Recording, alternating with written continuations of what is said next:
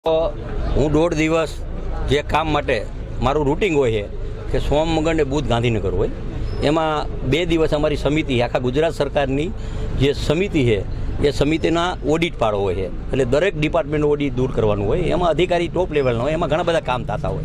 તો એના માટે મિટિંગમાં હતો. પછી જે અહીંની ભૌગોલિક જે જરૂરિયાત છે, લગભગ કાલે 7 વાગ્યાથી 12 વાગ્યા સુધીમાં કમિશનરશ્રી, કલેક્ટરશ્રી, ડેપ્યુટી કમિશનરશ્રી, ચીફ સેક્રેટરી, મુખ્યમંત્રી સાથે લગભગ 11 વાગ્યા સુધી ફોનમાં જે કામ હતું એ કામ માટે રોકાણ હતું. અને અત્યારે જે કામ અમારા જે કોર્પોરેશન દ્વારા જે ચાલુ કરી દીધું, કલેક્ટર સાહેબ સાથે અમે સર્વે કરવા નીકળીને ત્યાં કરવાનું છે. અને જે કામ કરવાનું છે અત્યારે હું 100% કોર્પોરેશન આવ્યા પછી હું ક્ષમા કરું છું કે આયોજન કરવું પડે. પૈસા અમારા પાસે અત્યારે 50 કરોડ પડ્યા છે. મને હમણાં જ આજે જીઈબીના 35 કરોડ મને અંડરગ્રાઉન્ડ કર્યા, પણ એનો પ્લાન એસ્ટિમેટ કરવું પડે, આ કરવું પડે. આ રોડ સિંગલ પટ્ટી મંજૂર કર્યો 4 ઇંચનો, હું આવીને કહી ગયો તો કે ભાઈ આ નથી કરવાનું. એનું 13 કરોડનું ટેન્ડર આનું દેવાઈ ગયું. ગયા ગુરુવારે હું આવવાનો હતો, ખાતમુહૂર્ત પર વરસાદ નહીં સાહેબ આવ્યો નહીં. અને અત્યારે હું એમ કહું ઓછો ખર્ચ કરે, બીજી જગ્યાએ જરૂર અહીંયા ઓછું કરે. આનો આવતા વીકમાં જ આનું આપણે ખાતમુહૂર્ત કરવાના છે અને આ રોડનું કામ ચાલુ કરી દેવાના છે. એમાં પ્રોસિજર હોય, કેનાલની મંજૂરી લેવાની હોય, સિંચાઈની લેવાનું, આ બધા કાગળિયા કરવાના હોય.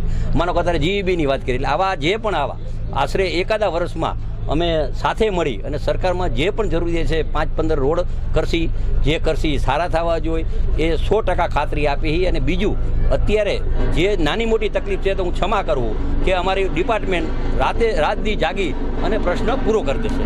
શિપરામાં લીધું, અહીંયા જરૂરિયાત હતી, 50 રોડ લીધો, આ રોડ લીધો. અને લગભગ હજી જ્યાં પણ જરૂરિયાત છે 2 દિવસમાં યાદી કરી અને અમારા કમિશનરશ્રી સાથે, કલેક્ટર છે, ડેપ્યુટી કમિશનર, અધિકારી સાથે અને જે કરી નોટિંગ કરી અને નાના મોટા પ્રશ્ન હોય એ હલ થઈ જાય. બીજું મારી વિનંતી છે, સરકાર પાસે ખૂબ પૈસા છે, એટલે કોઈને દાતારી કરવાની જરૂર નથી. હું આ લઈ આવ્યો કોઈને, અમારા પાસે પુષ્કળ પૈસા છે અને દાતારી કરવાની જરૂર નથી. કારણ કે ખોટા દેખાવ કરવાનું બંધ કરી દઈએ અને જે કામ કરતો હોય ને કરે. જો 5 વર્ષ હું નહોતો તે લગભગ ડાભુરિયા આવી ગયા હતા ગામમાં, 10% ને 20% વાળાને જમીનની ફળાવવા, એટલે એ બધા અત્યારે ગુફામાં વહી ગયા છે.